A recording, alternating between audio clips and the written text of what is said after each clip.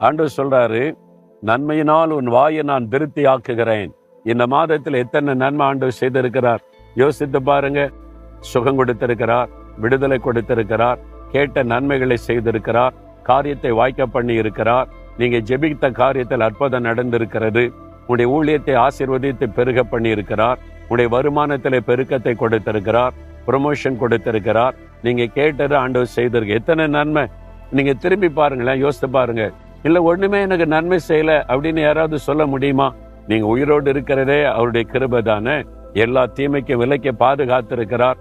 எத்தனை வியாதியை கொண்டு வருகிற கிருமிகள் நம்ம சுற்றிலும் இருக்கிறது.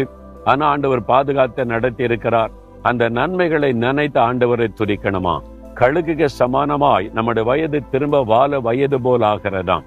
கழுகுடைய ஆயுச நாட்கள் 70ன்னு சொல்றாங்க. ஆனா 40 வருஷம் அடைந்த உடனே அது பலவீனப்பட்டுருமா. அழகு பலவீனப்பட்டுரும், நகங்கள் பலவீனப்பட்டுரும். அதனால அந்த கழுகு தனியா போய் ஒரு இடத்துல உட்கார்ந்து, உயரமான கண்மலையில உட்கார்ந்து, அதுவே பாறையில மோதி மோதி நகத்தை எல்லாம் உடைச்சு எரிஞ்சிரும், அழகை உடைச்சு எரிஞ்சிரும். அது பீத்து அதனுடைய ரெக்கைகளை பிரிச்சு எரிஞ்சிரும். 150 நாட்கள் தனிமையா காத்திருக்குமா. எல்லாத்தையும் போயிட்டு மொட்டையா உட்கார்ந்துருக்குமா.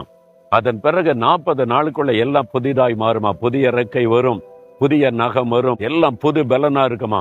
மறுபடியும் செட்டைகள் அடிச்சு எழும்பும் பாருங்க, புது பலனோட இளமையா எழும்பிடுமா.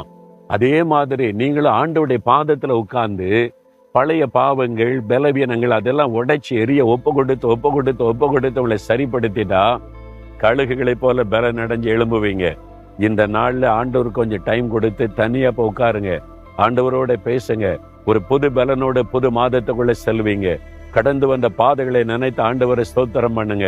துதிக்கலாமா? ஆண்டவரே, நாங்கள் உம்மை துதிக்கிறோம். நீங்க செய்த நன்மைகள் ஏராளம். இந்த மாதத்தில் எங்களுக்கு செய்த அற்புதம் ஏராளம். எல்லாவற்றிற்காக துதிக்கிறோம், ஸ்தோத்திரிக்கிறோம், நன்றி செலுத்துகிறோம். ஒரு புதிய மாதத்துக்குள்ள போகும்போது கழுகுகளை போல புது பலனோட சட்டைகளை அடித்து எழும்ப உதவி செய்கிறதற்காய் ஸ்தோத்திரம். இயேசுவின் நாமத்தில் ஜெபிக்கிறோம் பிதாவே, ஆமென்.